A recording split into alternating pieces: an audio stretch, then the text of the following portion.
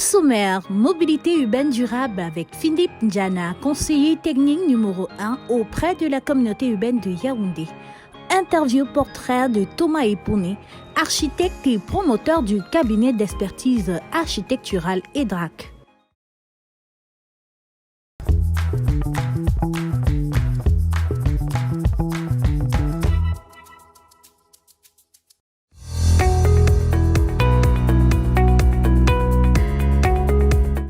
Quand on parle de mobilité pour le commun, c'est les déplacements pour être mobile. Dans une ville, on se déplace pour qu'on vague à ses activités, pour qu'on vague à l'école, surtout pour assurer les échanges économiques qui permettent aux populations de vivre, de se développer et de vaguer à leur activité. C'est pour ça qu'il faut qu'on assure leur mobilité.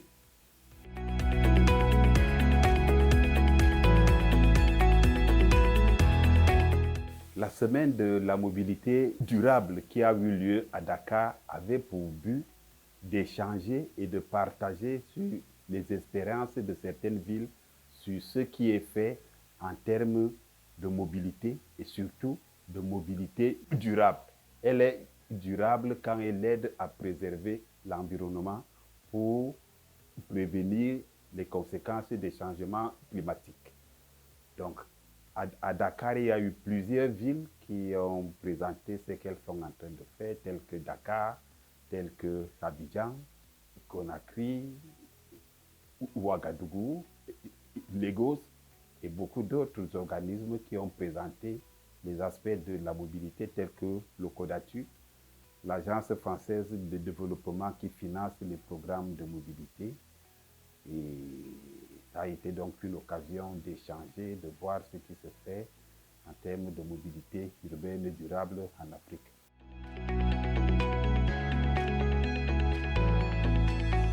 Oui, c'est vrai que Dakar a déjà une grande avancée. Ils ont un train express régional qui relie Dakar et une ville de son aire métropolitaine qui s'appelle Diamniadio. Un train électrique. Donc il y a une combustion qui ne pollue pas et qui est vraiment fait et qui transporte des masses. Il est capable de transporter des milliers de personnes d'un coup. Donc ça permet qu'on n'ait plus les groupements qui attendent en pleine ville le soir pour avoir le taxi et rentrer. Et c'est ça qui fait qu'ils entrent presque tous dans la route. Ils ont aussi un projet de BRT pour lequel les travaux ont commencé. Nous, on en est encore au stade d'études. Mais à Dakar, le chantier a commencé et les travaux sont en cours. Le prestataire qui va exploiter le BRT est même déjà choisi. Nous l'avons rencontré pour essayer de voir comment ça peut se passer. Donc, ils ont une avance. Et dans le transport artisanal, qui est les taxis et autres, ils ont des lignes de minibus, des lignes de taxis. Et même, ils font principalement le taxi seulement par course. Ils ne font pas les petits taxis avec les arrêts multiples qui créent beaucoup d'embouteillages. Le taxi, c'est la course. Quand on le prend, il ne s'arrête plus. Il vous amène où vous partez et ça crée un peu moins d'embouteillages. Et ils ne sont pas aussi envahis par les motos taxis. Mais donc, ils réussissent à juguler un peu cela. Et surtout, ils ont une forte autorité organisatrice des transports qu'ils appellent le CERTU. Et c'est peut-être aussi des structures qu'on envisage qu'on devrait mettre en place pour avoir des gens qui réfléchissent uniquement sur le transport.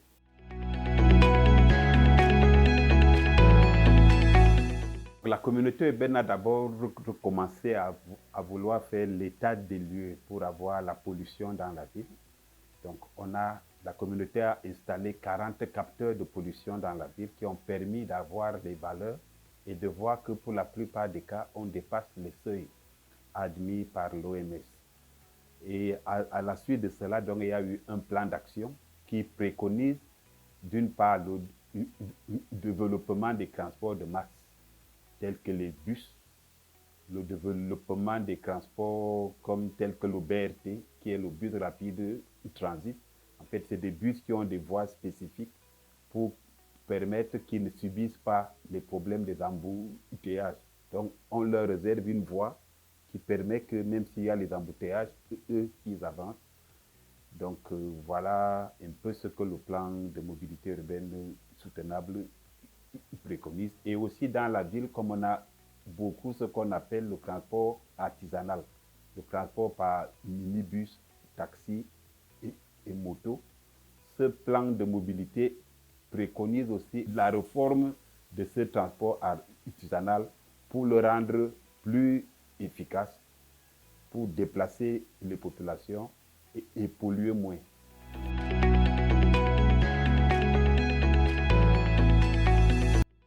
Ce que le citoyen peut faire, c'est déjà de suivre les prescriptions de circulation qui sont mises en place par les autorités. Si on a mis des sens uniques, il faut que les gens les respectent. Les sens uniques ont pour but de fluidifier la circulation en permettant qu'on fasse plutôt un détour que de coincer à un seul endroit.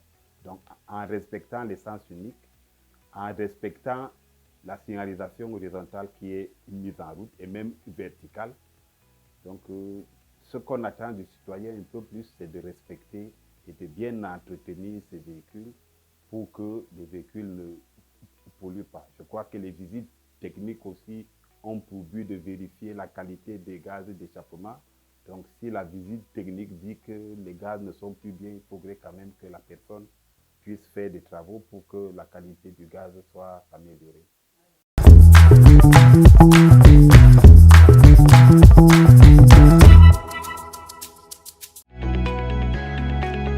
Ah ben c'est pas évident de parler de moi, hein. Thomas Epouné, c'est un modeste architecte, citoyen du monde, artiste dans l'âme et amoureux des choses simples et belles, quoi. Voilà, homme de culture également.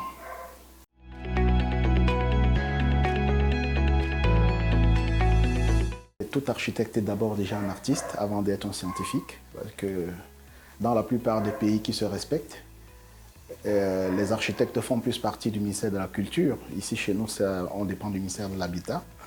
Et je collectionne énormément. Je voyage beaucoup. Je vais un peu partout dans le monde et j'essaie de ramener les éléments culturels à travers le monde pour essayer de faire ma collection personnelle, quoi. Donc, que ce soit ici, que ce soit à la résidence, quand vous venez chez moi, vous allez constater qu'on collectionne pas mal de choses quand même, hein.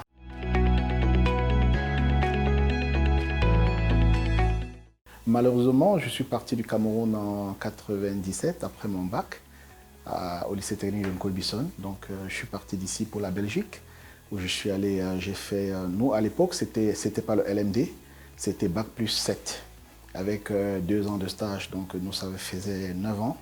Ouais, donc, je suis fruit de 2 bonnes écoles, Saint-Luc en Belgique et puis l'IBTP de Kinshasa. Et j'ai fait mes 2 ans de stage professionnel à Home Honor Building en Afrique du Sud. Donc ça m'a permis de faire une certaine mixture dans la vision de l'architecture. Voilà, donc j'ai eu une grosse base dans l'architecture tropicale, une énorme base dans l'architecture des pays tempérés.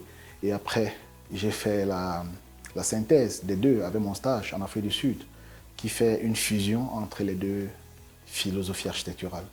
Voilà.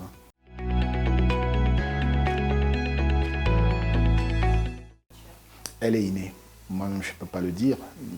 J'ai eu maille à partir avec mon père, paix à son âme, à cause de l'architecture, parce que tout petit, je dessinais énormément.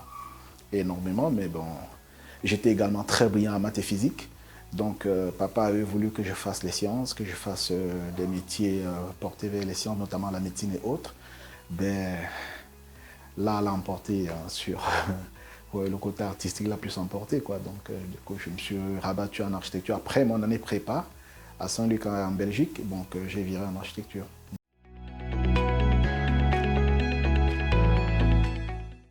Déjà, EDAC, c'est expertise, dessin, réalisation architecturale et construction assistée. Donc, nous sommes un bureau pluridisciplinaire. Nous faisons dans l'architecture pure, l'ingénierie pure et puis les études d'impact environnemental et social. Nous avons un agrément pour les études d'impact environnemental et social parce que nous modifions énormément l'environnement au quotidien. Donc, nous devons être capables à tout moment de proposer des solutions palliatives. Donc, c'est la moindre des choses, quoi. Voilà.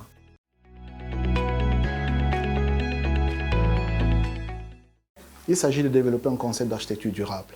C'est-à-dire que penser aujourd'hui et penser à demain également. Nous ne devons pas être égoïstes. C'est-à-dire que quand nous concevons des projets aujourd'hui, il faut penser aux générations futures. Donc, notamment sur le plan environnement, sur le plan de la canopée, sur le plan de la conservation des éléments culturels, ça c'est hyper important. Parce que ceux qui viendront après 10, 15, 20, 30 ans, les enfants de nos enfants, doivent pouvoir vivre sans pouvoir stresser, quoi. De manière très simple, il ne faut pas détruire pour détruire. Je vous prends un cas simple. Vous me présentez un site, il est dans une forêt. On finit de réaliser votre maison. Il faudrait qu'on puisse être capable de reconstituer la forêt tout autour pour pouvoir garder l'élément vent, l'élément climat, et puis que les générations futures qui arriveront puissent retrouver les mêmes essences que nous avons trouvées. En réalité, c'est ça le but. Voilà, donc ne pas détruire pour détruire, mais détruire en pensant aux autres. Voilà, quand on a modifié, il faudra pouvoir reconstituer.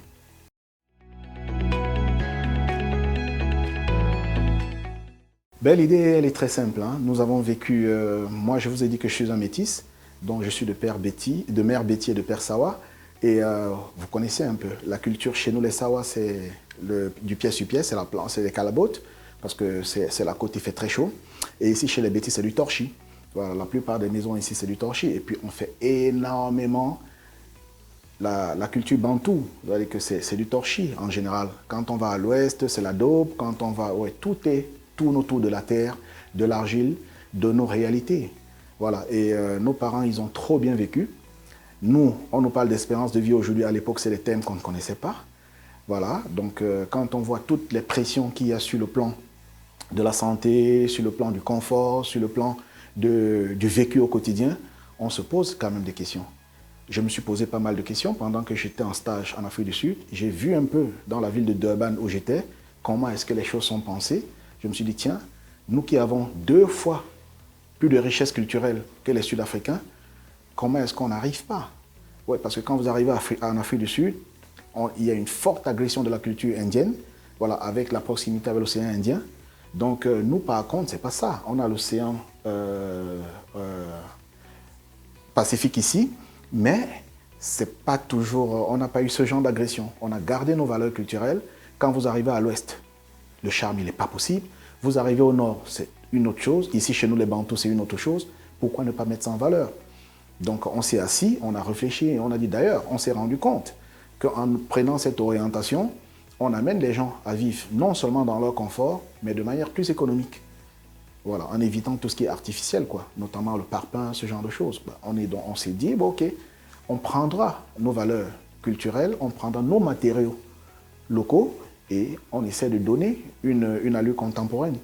Voilà, vous êtes dans nos locaux, vous voyez que on n'est pas sorti on n'est pas resté trop traditionnel, on est à mi-chemin entre le traditionnel et le moderne. Voilà, donc on fait un peu du rustico-moderne, quoi. Nous construisons pour toutes les bourses, hein. Voilà, donc nous construisons pour les bourses faibles, nous construisons pour les bourses moyennes, nous construisons pour les bourses un peu élevées. D'ailleurs, l'effet de la présence du cabinet à Yaoundé dans une ville de fonctionnaires, déjà porte témoin à souhait, à merveille, ce que nous faisons, quoi. On ne serait pas installé à Yaoundé si on ne construisait pas pour tout le monde. Parce que c'est une ville de fonctionnaires, on connaît un peu les revenus des fonctionnaires. Donc voilà, quoi.